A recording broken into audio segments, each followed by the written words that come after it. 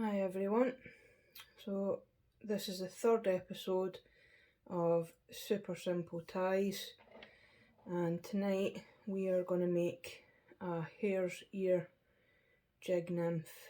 This is a kind of staple thing to have in your box.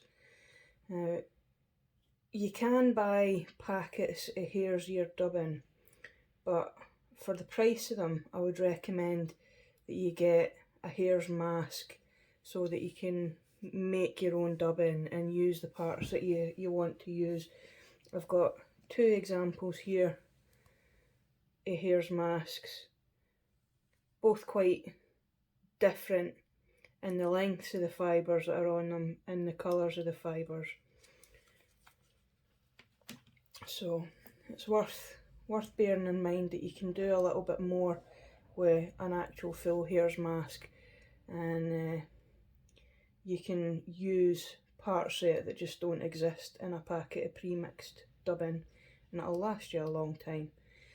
So I've got a size 14 wide gape jig hook in the vise, and we've got a 3.5mm bead.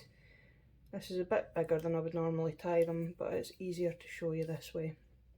So I'm using an 80 Semperfli waxed thread in tan, and you can use any thread you like. I'm just using this because it's quite similar to the colour of the material that I'm going to be using. So I'll start to tie in my thread behind the bead, bring it down a little bit, bring it back up, and that'll secure the bead in place and stop it from moving about. Next we're going to tie in our rib material, which is a gold medium wire. I mean, again, this is the traditional kind of colours that are used, gold rib, hare's ear. If you don't have the wire and you have tinsel instead, then you can use the tinsel. I find this stuff quite handy. This is gold and silver unimylar, so one side it's silver and the other side it's gold, so you can use it for gold and silver ribbon, which is quite handy. But anyway, I'm using wire today, so I'm going to stick it in the slot of the bead and start to wind it down my hook, always keeping it pinned to the side that's furthest away from me. And when I get to just over halfway, I'm going to look at putting my tail in. So the fur that I'm going to use for the tail is this stuff kind of right in the middle of the hare's mask, it's got kind of really light tips and a dark bit behind it. So I'm just going to pinch a little bit of that between my fingers and chop it off with my scissors.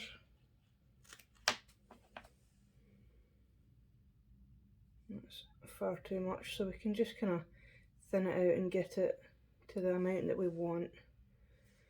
And it's really like a little bunch like this that you're looking for. So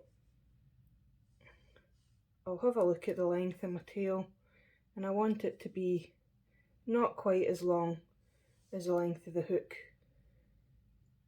Pinch and loop and bring it down. Before I let go, I'm going to make sure that it's all kind of sitting on top of the hook, because it can move about. And I'll have a look at the length of my tail. That's roughly about what I want. If I want it to be a bit longer or a bit shorter, I can just pinch it again, take that wrap off and adjust it to suit. So I'll continue to wrap down the hook shank until we get to the point where it's just about to bend.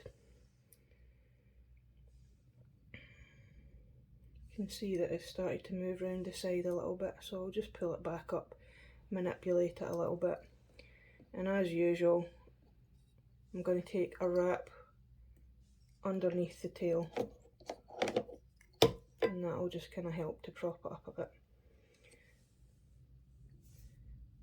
Now if you've got any extra bits here, you can kind of trim them off just now, but leave the rest of it there, because when you wind back up, that'll just kind of blend into the rest of the body And don't worry about any wee stray straggly bits that are kicking about, because it's quite a scruffy nymph anyway.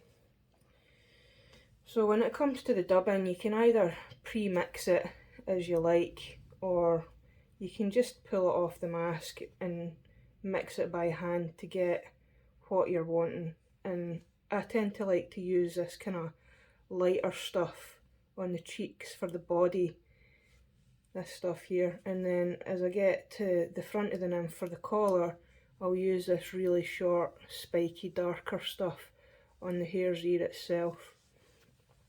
So I'm just going to cut a wee bit of this lighter stuff off, getting a little bit of the under fur and the guard hairs. You can see it's really fluffy at the bottom. This is the under fur, and then you've got this spikier stuff at the top. So I'm just going to mix this around in my hands to get a good kind of mixture of the under fur and the spiky kind of guard hairs. Now at this point, if you do have dubbing wax, it could be a good idea to use it, because this stuff doesn't dub on too well without it. Just a kind of sticky wax that helps it to grab the thread. If not, then a bit of patience and perseverance may be required. But I'm just going to grab little pinches of this and start to dub it on very lightly. As always, it is so easy to use, far too much. And you can probably see already it's got quite a kind of scruffy, scraggly effect. So once I've got enough on to start the fly, I'll push it up to the top, and then I'll start to wind it up.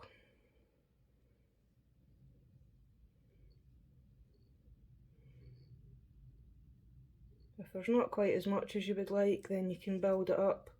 If you've got too much on the thread, then you can kind of pull it down and manipulate it to sit how you want it to sit.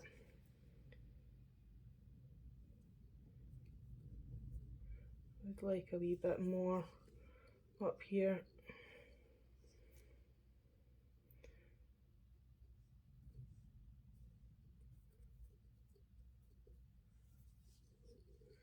And again, don't worry about all these scruffy, straggly bits, because they're actually, you really want that. That creates a lot of movement in the water and really catches the fish's attention.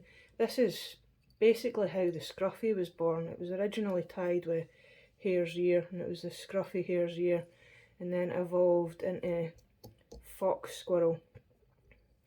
Now it's naturally quite spiky already, so most of the time I leave it like that. But if you want to make it even messier, then you can use a dubbing comb like this, or a little bit of Velcro glued onto a lollipop stick, and just kind of mess it up a bit. But now I'm going to run the rib up it in the opposite direction to I was running my thread, with nice evenly spaced open turns until I get up to behind the bead. And then I'll put my thread over the top, and I'll go behind and in front, and behind and in front. And now I can get rid of this by wiggling it about in a circular motion. It'll just snap off. Now the rib generally tends to, got a wee bit of rib left there. It kind of pins the fibres down a wee bit, so you might feel like at this point you want to pick out and tease out some of those fibres to make it just a wee bit spikier. Entirely up to yourself. Now that we're at the collar area, I'm going to use some of that really dark spiky stuff here on the hare's ear and chop a wee bit of that off. Again with the under fur, because the under fur kind of helps it to grab onto the thread.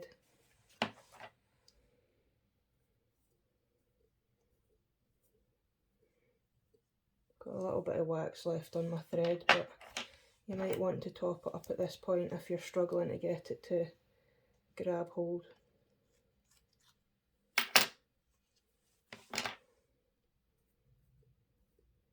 There we go.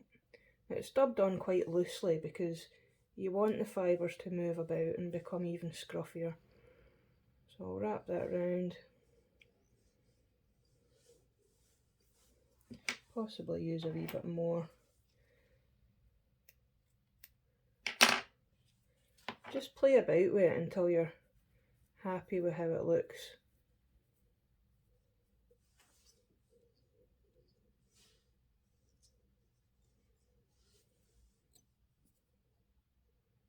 There we go, nice and messy. Now I'll finish the fly off with some varnish. Just stick a little bit on my dubbing needle and then onto my thread. And when you whip finish that, it'll soak into the thread and keep everything all together, stop it from falling apart. So 1, 2, 3, and 1, 2, 3 for good measure. That's it. And then you can get rid of your thread. And now just kind of mess about with the fly a wee bit, because you'll have bits and pieces that aren't attached to the fly. But this is the finished product. The hare's ear, gold rib hare's ear, jig nymph.